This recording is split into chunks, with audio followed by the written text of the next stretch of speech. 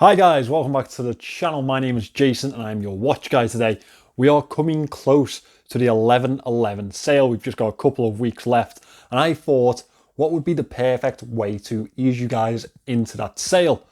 Well, I don't have just one new Pagani design on the channel today. I have two. And these two have been sent to me by the Trendy Mens Watch Store. Now they do participate in the AliExpress sales. These two have been sent to me for free. I don't have to return them. This is what YouTube would make me put that thing up there for, the paid promotion thing. I haven't been paid in any other way, just being given these watches to show to you guys.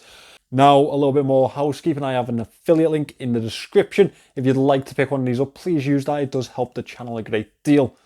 With that out of the way, let me show you these two really lovely looking watches from Pagani Design. I think a lot of people are going to be fans of these. I'm a fan of one of them in particular. So let me turn this camera around and let's get into this review. So these are the watches in question. These are the PD-1709. As I say, these have been sent to me by the Trendy Mens Watch Store. They do provide the channel with a decent few watches recently, to be fair. Now, they have sent these to me for review. This is obviously going to be a fully honest review and I wouldn't work in any other sort of conditions. Now, if you wanted to pick either of these up, they are priced at £112 at the moment. We do have a sale coming up. These could go down in price. If I were you, I'd probably be adding them to my basket and waiting until the sale. One thing to mention is that I will be swapping between the two throughout the review. These are the same model, they are just different coloured options. We have the all black and the all stainless steel, as you can see. So let's start with this stainless steel one. This is one of their chunkier Black Bay homage cases, as you can see. In my previous review of these watches in earlier iterations of it, I did say that this case is more like a Pelagos than a Black Bay. It's got the Black Bay type of styling, but the Pelagos sizing. So in diameter, this is 42 millimeters. That is including this overhanging bezel. However, the case itself is 41.5. It does sit quite nicely on wrist. It is a wearable watch. Lug to lug, it is quite big. It is 50 millimeters lug to lug. We do have female end links, which does aid in that. However, it is a long watch. Do keep that in mind if you usually sit within the 40 zone. 14.1 millimeters thick. As I say, really big chunky fella, this one. The lugs on these are 22 millimeters. Now, one interesting thing that has happened in the watch market at the moment, or more precisely in the Chinese watch market, is that NH35 movements are very hard to come by, very hard to supply at the minute, especially at a cheap price. And as a consequence of that, Pagani have decided to pack this one with the Miyota 8215. Now, I have already spoken in the past about the 8215. I'm not a big fan. I'm just not. I think it's outdated. Personally, I'd opt for a cheaper Chinese clone. At least then you get hacking. And yeah, I guess you wouldn't be able to put this little cute Japan movement down at the 6 o'clock, but I would much prefer to save the money on it if it's still going to be an outdated movement. That being said, the Miyota 8215 is a proven movement. It does last and it does what it does. It's a workhorse. It just doesn't have that hacking capability. The first position on the crown is for the date, which sits here at 3 o'clock. Second position is for the hour and minute hand. And I'll just unscrew this. It is a screw down crown on this one. And we do have this really nice black end to the crown, which distinguishes it quite nicely. It is a signed crown. Also, we have a queen edge finish to it. We just screw that back in. Now, one interesting thing about these crowns is that on this one here, we have the black band. And on this one here, we have the red band. I personally would have gone the other way around. I'd have put the red band on this one just because it has a really nice accent at the 12 o'clock to go with that. And the black is all black, isn't it? We may as well stay on that type of path. Now, as we move into the casing itself, these have brushed cases throughout, as you can see there. Well, I say throughout. We do have a really nice chamfered edge that does distinguish it very nicely on the lugs here. It is a very thick block-like case on these. They are very, very unsubtle on wrist. As you can see, the crown over here unguarded. We have brushed lugs also. The brushing effect is much clearer to see on the stainless steel variant. As you can see, the chamfered edges also more clear on this one.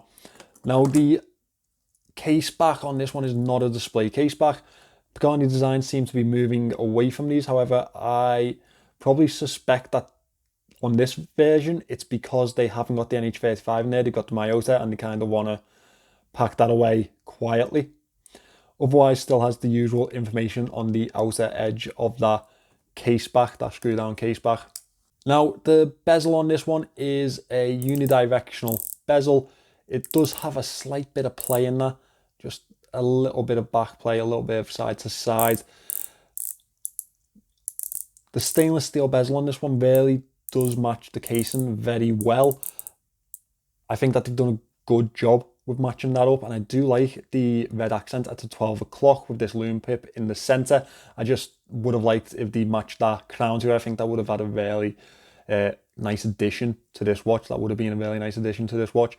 We have a really sharp tooth edge finish to this bezel, very easy to grip hold of with it being an overhanging bezel, very easy to use also. We have black markings in the usual positions, 10-minute intervals, batons at the 5s, and we have a little dive indicator over here on the right hand side. Now, a really nice feature on both of these watches is the top hat sapphire crystal. I think that really does distinguish the watch very nicely. However, it does add a slight little bit of thickness to the watch also, but it's already at 14mm, so they may as well have that little top hat to add a bit of quality into this watch also. I really like the polished finish to the edge of the bezel. I think that distinguishes it really nicely also. Before we move into the dial of this watch, this is a 100-meter water resistant watch. That is kind of what you come to expect from Pagani Design. However, they have been stepping up their game lately. It's a shame that they haven't on this one. I don't quite know why, but it would have been nice to have seen this at 200 meters also. Now, as we move into the dial on this watch, you can see that it is very Tudor. It is a complete homage to the Tudor. In fact, the white accents the black perfectly, very clear, very legible dial as it is designed to be. Up at 12 o'clock, we have this elongated, thin, triangular indice. The other indices are circular with the batons at 6 and 9. Over at the 3 o'clock, we have this date window. It is a pretty small square date window. We have a half train track style minute track around the outer edge of this watch. We have bolder markings at the 5-minute intervals, which is nice to see, nice distinguishing markings on that one. Up to 12 o'clock, we have the Pagani Design logo printed to the dial itself. Below the handset, we have automatic, water resistant, 10 bar, 100 meters. And as I mentioned earlier on, we have that Japan movement either side of the 6 o'clock. We have the classic snowflake handset on this one, as you'd expect from a Tudor homage. Now, we do have loom in this piece, and I am going to turn out the lights now and show you that loom shot on either watch. Now, as you can see on these two, the distinguishing feature of the models is that loom pip at the 12 o'clock on the stainless steel version. The dials are fully loomed. However, the loom is very poorly spread on the minute and hour hand as well as the second hand. In fact, the loom on the dial is slightly better. It is still a pale green and it doesn't really stand up much to the test, but it is definitely better than the handset itself. Unfortunately, that handset really does let the entire watch down. Faded pretty much already, and it is very poorly spread too. So, Pagani Design not opening the game on the loom once again, and it is unfortunate.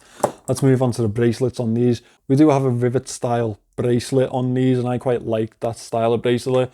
It's not everyone's taste. I know that a few people don't like them.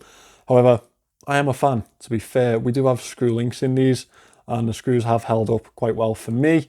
We have a Pagani Design clasp, fully brushed, milled clasp, and a wetsuit extension here.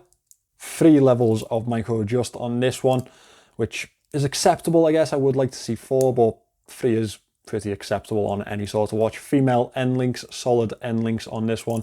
The bracelet is quite comfortable on wrist also, and that is definitely a bonus point for this watch considering the lug to lug size of it. On the PVD version of this piece, it is still the matted brushed finish, riveted ends, and the same style clasp, also milled. This one again does fit quite nicely to wrist, even though it is a 50mm lug to lug watch. Now, I am going to get into the moan section pretty quickly.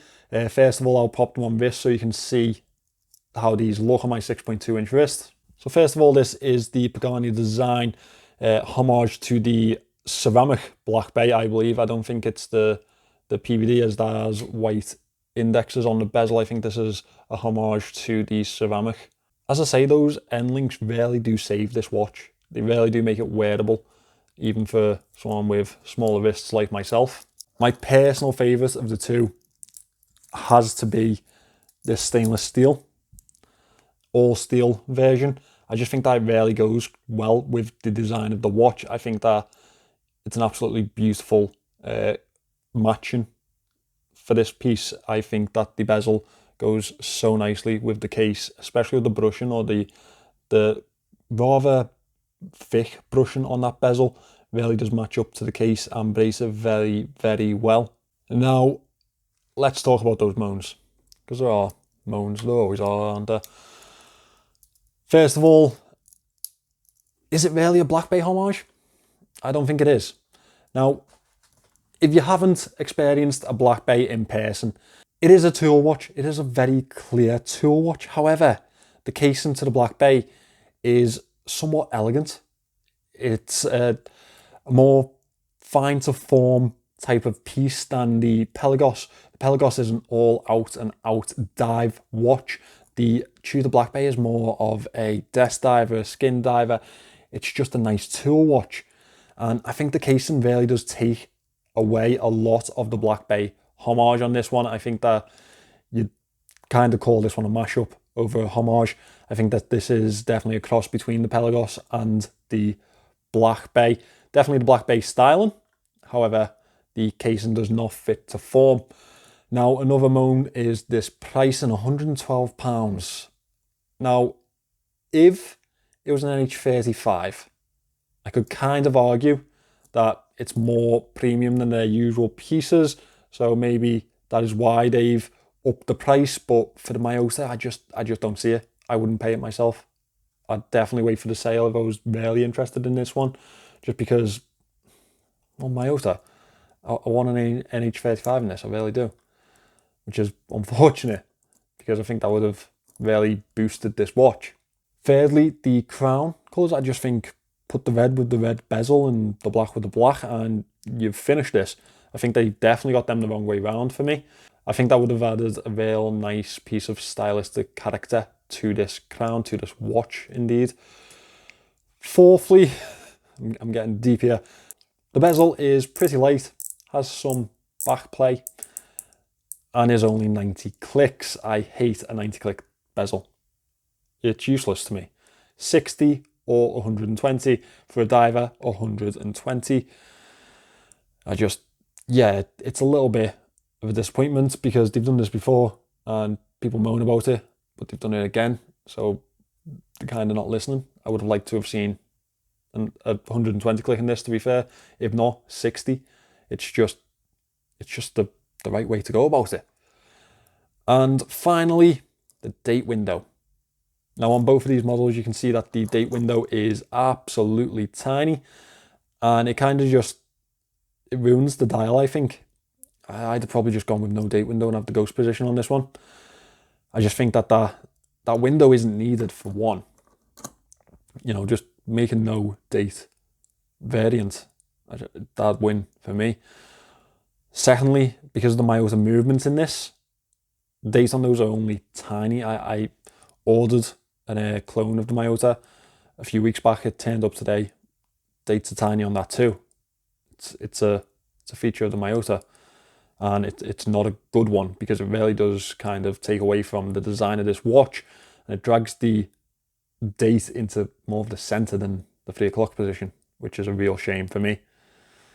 So yeah, again, close, but just didn't hit the mark, I guess. So guys, I really do appreciate Trendy Men's Watch Store sending these in to me and sending me both coloured options, just because it really gives you a nice idea of how they both look in person. I think the ceramic homage, ceramic black bay, the Pelagos black bay, I guess. I don't know what we want to call this one. Pella bay. Yeah, whatever. I think that's for certain acquired type of taste. I'm not really an all black watch type of guy. However, I do know that they're quite popular. The all stainless steel variant, I really do like. I think that's a real nice piece. I would have liked a red band on that crown, but otherwise, really good to look at. I think the real issue that Pagani are going to have now is that my outer movement. I don't know how many people are going to get on board at these prices with that movement in the back. I guess all they can do really is hope, because I haven't seen the NH35 situation easing up yet. Hopefully it does, but yeah, we are where we are, I guess. I would like to see them trying to experiment with movements now, because obviously if that supply chain's taken away from you, look at alternatives, better alternatives. Look at the PT-5000. People are asking about it. People are really intrigued by it.